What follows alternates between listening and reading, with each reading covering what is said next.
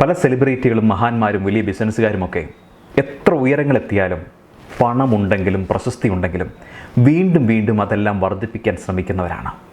ചിലർ കോമാളികളായിട്ട് കാണുന്നു, ചിലരുടെ പ്രവർത്തനങ്ങൾ വിമർശിക്കപ്പെടുന്നുണ്ട്, ചിലരെ നാട്ടുകാർ തന്നെ പ്രാഞ്ചിയേട്ടൻ എന്ന് പറഞ്ഞ് കളിയാക്കാറുണ്ട്. അങ്ങനെ പലതരത്തിൽ എപ്പോഴും നമ്മൾ വിചാരിക്കും ഇയാൾക്ക് ഇത്രയും പൈസയും പേരും പ്രശസ്തിയും കാറും കെട്ടിടങ്ങളും ബിസിനസ് സാമ്രാജ്യങ്ങളും എല്ലാം ഉണ്ടായിട്ടും വീണ്ടും പ്രയത്നിക്കാൻ ഇവരെ പ്രേരിപ്പിക്കുന്നത് എന്താണ് എന്ന് എപ്പോഴെങ്കിലും നിങ്ങൾ ചിന്തിച്ചിട്ടുണ്ടോ? മനുഷ്യൻ്റെ ആഗ്രഹങ്ങൾ അവസാനിക്കാത്തത് എന്തുകൊണ്ടാണ്? നമുക്ക് ചുറ്റും പലതരത്തിലുള്ള പല ആഗ്രഹങ്ങളുമുള്ള ആളുകളെ നമ്മൾ കണ്ടിട്ടുണ്ട്. ചിലർക്ക് പണമുണ്ടാക്കാനാണ് ഇഷ്ടം, പക്ഷെ മറ്റു ചിലർക്ക് പണത്തേക്കാൾ പ്രശസ്തിയോടാണ് ഇഷ്ടം. ചിലർക്ക് ബഹുമതികളോടാണ് ആഗ്രഹം, ചിലർക്ക് ഇതെല്ലാം വേണം. എന്നാൽ ചിലർക്കും അതിനേക്കാളൊക്കെ ഭയങ്കരമായി ഇഷ്ടം ബന്ധങ്ങളോടായിരിക്കും. ഇതൊന്നുമില്ലാതെ സ്വന്തം ജീവിതം മാത്രം നോക്കി ജീവിക്കാൻ ഇഷ്ടപ്പെടുന്ന ഒരുപാട് ആൾക്കാരുമുണ്ട് നമുക്ക് ചുറ്റുവേ. വളരെ ലളിതമായിട്ടുള്ള ജീവിതം ഇഷ്ടപ്പെടുന്ന ഒരുപാട് ആൾക്കാരുമുണ്ട്. എന്തുകൊണ്ടാണ് മനുഷ്യൻ ഇങ്ങനെ വ്യത്യസ്തമായ ആഗ്രഹങ്ങൾ ഉള്ളവരായി തീരുന്നത്? നമുക്കിന്ന് ഈ ഒരു സബ്ജക്റ്റിനെ കുറിച്ചിട്ട് ഡീപ്പായിട്ടൊന്ന് പഠിച്ചാലോ? ജീവിതത്തിൽ ഒരു തവണയെങ്കിലും കേട്ടിരിക്കേണ്ട ഒരു കാര്യമാണ്. അതുകൊണ്ടാണ് ഞാനിത് നിങ്ങളുടെ മുമ്പിൽ അവതരിപ്പിക്കാമെന്ന് വരുന്നത്.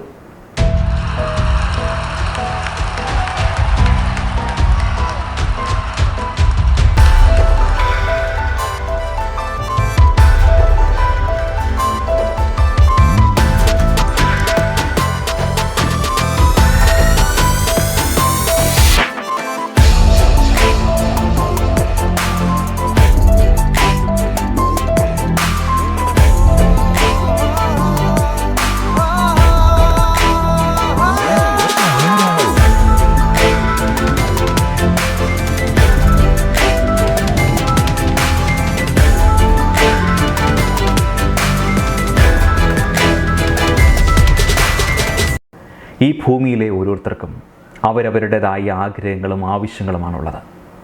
ഈ ആഗ്രഹങ്ങളും ആവശ്യങ്ങളുമാണ് മനുഷ്യനെ ജീവിക്കാൻ പ്രേരിപ്പിക്കുന്നത്.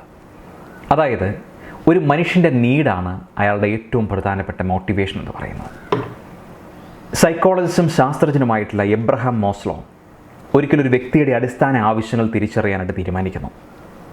അവ ഒരു പിരമിഡിൻ്റെ രൂപത്തിൽ ക്രമീകരിക്കുകയും ചെയ്തു. ഞാൻ ആ പിരമിഡ് നിങ്ങൾ കാണിക്കാം, നിങ്ങളൊന്ന് ശ്രദ്ധിച്ചോ.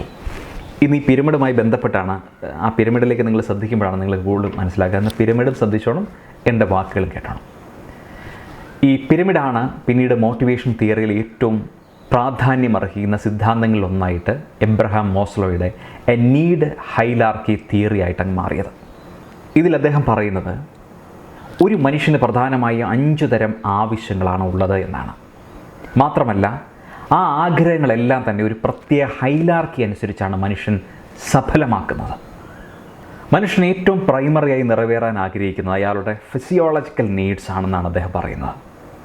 ഇതിൽ ഭക്ഷണം, വെള്ളം, വായു, ഉറക്കം, പാർപ്പിടം, ലൈംഗികത, വിശ്രമം, വസ്ത്രം എന്നിങ്ങനെ അടിസ്ഥാന ആവശ്യങ്ങളാണ് അതിനകത്തുള്ളത്. ഈ ആവശ്യങ്ങൾ നിറവേറ്റുന്ന ഒരു വ്യക്തി അയാളുടെ അടുത്ത നീഡ് ലെവൽ ഏതാണോ ആ ലെവലിലേക്ക് മാറി ചിന്തിക്കും. അതാണ് സേഫ്റ്റി നീഡ്സ്. ഡയഗ്രം ഒന്ന് ശ്രദ്ധിച്ചോണ്ടോ കേട്ടോ. അതായത് അടിസ്ഥാന ആവശ്യങ്ങൾ നിറവേറ്റിയാൽ സുരക്ഷിതമായ ജീവിതമാണ് അയാൾ ആഗ്രഹിക്കുക. ഭാവി ഭദ്രമാക്കാൻ സുരക്ഷിതമായ മികച്ച ജോലി, ആരോഗ്യ സംരക്ഷണം, ഇൻഷുറൻസ്, സേവിങ്സ്, സുരക്ഷിതമായ വീട്, സാമ്പത്തിക ഭദ്രത, ഇങ്ങനെയുള്ള കാര്യങ്ങളാണ് ഈ ലെവലിൽ പ്രാധാന്യവും മുൻതൂക്കവും കൊടുക്കുക. അല്ലെങ്കിൽ അതായിരിക്കും ആ കാര്യത്തിലുള്ളത്. ഈ 2 ലെവലിനെയും, അതായത് ഫിസിയോളജിക്കൽ ആൻഡ് സെക്യൂരിറ്റി നീഡ്സിനെ ഒരുമിച്ചൊരു ബേസിക് നീഡ് എന്ന് പറയാൻ സാധിക്കും. അതായത് ഒരു മനുഷ്യന് ഏറ്റവും അടിസ്ഥാനമായിട്ടുള്ള ആവശ്യങ്ങൾ എന്ന് ചുരുക്കം. അപ്പോൾ ഈ 2 കാര്യങ്ങളും സെറ്റായി കഴിഞ്ഞാൽ അടുത്ത ലെവലിലേക്ക് പോവുകയാണ്. ആ ലെവലിൻ്റെ പേരാണ് സോഷ്യൽ നീഡ് എന്നാണ് അതിന് പറയുക. ഇവിടെ ബന്ധങ്ങൾക്കാണ് പ്രാധാന്യം. അതായത് കൂട്ടുകാർ, കുടുംബം, കൂട്ടായ്മകൾ എന്നിങ്ങനെ പല കാര്യങ്ങളാണ് അതിനുള്ളിൽ ഉൾപ്പെടുന്നത്. ഈ ലെവലും പിന്നിടുന്ന ഒരാൾ അയാളുടെ ആവശ്യങ്ങളുടെ അടുത്ത ലെവലിലേക്ക് കടക്കുന്നു. അതായത് എസ്റ്റീം നീഡ്സ്. ഇവിടെ അയാളുടെ ആവശ്യങ്ങളെന്ന് പറയുന്നത് മറ്റുള്ളവരിൽ നിന്നുള്ള ബഹുമാനം, റെക്കഗ്നൈഷൻ, ഫ്രീഡം, അംഗീകാരം, പ്രശംസ ഇവയാണ്.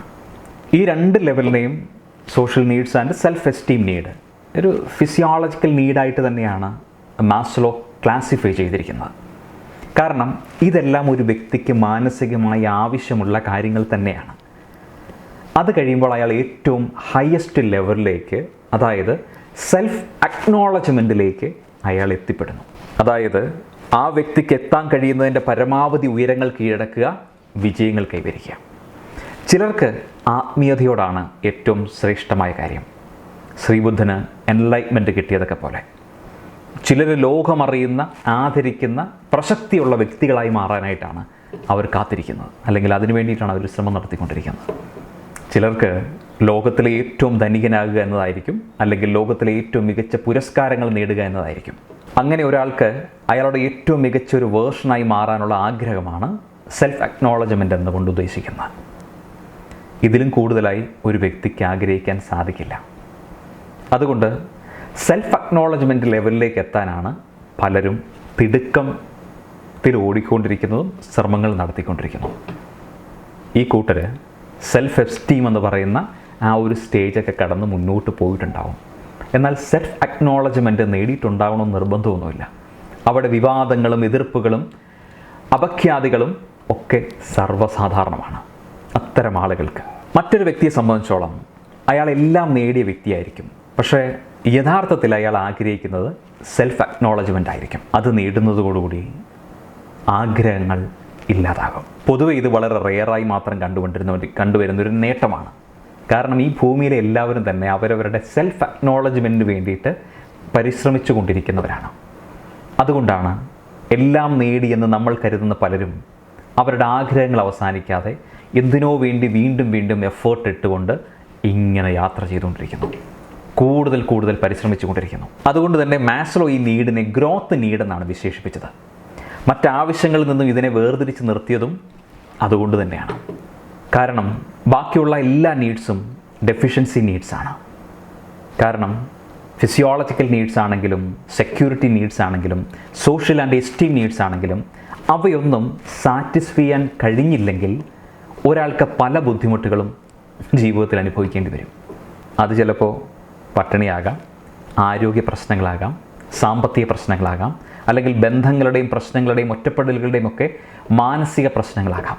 അതുമല്ലെങ്കിൽ ആഗ്രഹിച്ച അംഗീകാരം ലഭിക്കാതെ പോയതിനുള്ള മാനസിക സംഘർഷങ്ങളാകാം. അങ്ങനെ എന്തെങ്കിലും ഒരു നീഡ് സാറ്റിസ്ഫൈ ചെയ്യാൻ കഴിയാതെ വരുമ്പോൾ നമുക്കൊരു വിഷമം, അല്ലെങ്കിൽ ഒരു വിഷാദം, അല്ലെങ്കിൽ ഒരു നഷ്ടബോധം ഇങ്ങനെ അനുഭവപ്പെടും. അതുകൊണ്ടാണ് മാസ്ലോ സെൽഫ് അക്നോളജ്മെൻറ്റിനെ ഒഴികെയുള്ള ബാക്കി എല്ലാ നീഡ്സിനെയും ഡെഫിഷ്യൻസി നീഡ്സ് എന്ന് പറഞ്ഞ് അദ്ദേഹം ഫുൾ സ്റ്റോപ്പ് ഇട്ടത്. എന്നാൽ സെൽഫ് അക്നോളജ്മെൻറ്റ് നീഡ് വ്യത്യസ്തമാണ്.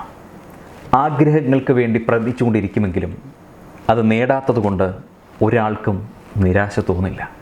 മറിച്ച് നേടിയാലോ അത്യധികം അങ്ങോട്ട് സന്തോഷം. ഇപ്പം ഞാൻ പറഞ്ഞത് മനസ്സിലായി, ഡയഗ്രാം അനുസരിച്ചെന്ന് ഞാൻ മനസ്സിലാക്കുന്നു. അതുകൊണ്ട് തന്നെ മറ്റെല്ലാ ആഗ്രഹങ്ങളും സാധിച്ച ഒരു വ്യക്തിയുടെ അഡീഷണൽ ബോണസാണ് സെൽഫ് അക്നോളജ്മെൻറ്റ് എന്ന ആഗ്രഹം. പിടികിട്ടിയോ? ഒന്നും നഷ്ടപ്പെടാതെ സന്തോഷം നേടിത്തരുന്ന നീഡ്.